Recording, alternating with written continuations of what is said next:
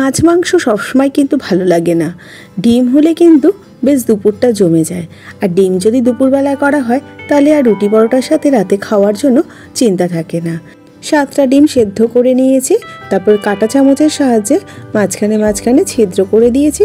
তারপর নুন, হলুদ আর কাশ্মীরি লাল লঙ্কার গুঁড়ো মাখিয়ে 5 মিনিটের জন্য রেখে দেব। ওই ফাঁকে মশলাটা তৈরি করে নিচ্ছি।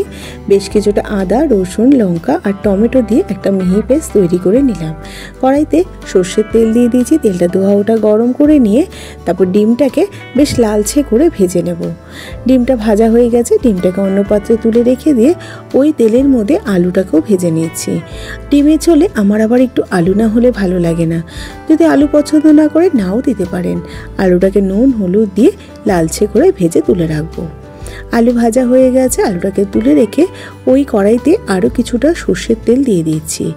ওই তেলের মধ্যে ফোড়নে দিয়ে দিলাম শুকনো লঙ্কা আর দিয়ে দিচ্ছি গোটা গরম মশলা। এলাচের মাথাটা কিন্তু ফাটিয়ে নিয়েছি। আর দিয়ে দিচ্ছি সামান্য একটু জয়িত্রীর ফুল। এই জয়িত্রীর ফুলটা দিলে গন্ধটা খুব সুন্দর হয়। ফোড়নটাকে 15 থেকে 20 সেকেন্ড নাড়াচাড়া করে নেওয়ার পর একটা বড় সাইজের পেঁয়াজ কুচি দিয়ে দিলাম। গ্যাসের ফ্লেমটা হাইতে রেখে দিয়ে পেঁয়াজটাকে বেশ সুন্দর করে ভেজে নেওয়ার পরে আদা, রসুন, টমেটোর যে পেস্টটা করেছিলাম সেটা দিয়ে দিলাম। মিক্সির জার দিয়ে সামান্য একটু জল দিয়ে মশলাটাকে বেশ সুন্দর করে কষিয়ে নেওয়ার পরে তারপরে দিয়ে দেবো কিছু গুঁড়ো মশলা। দিয়ে দিচ্ছি হলুদ গুঁড়ো, নুন, কাশ্মীরি লাল লঙ্কার গুঁড়ো আর 1 চামচ জিরে গুঁড়ো।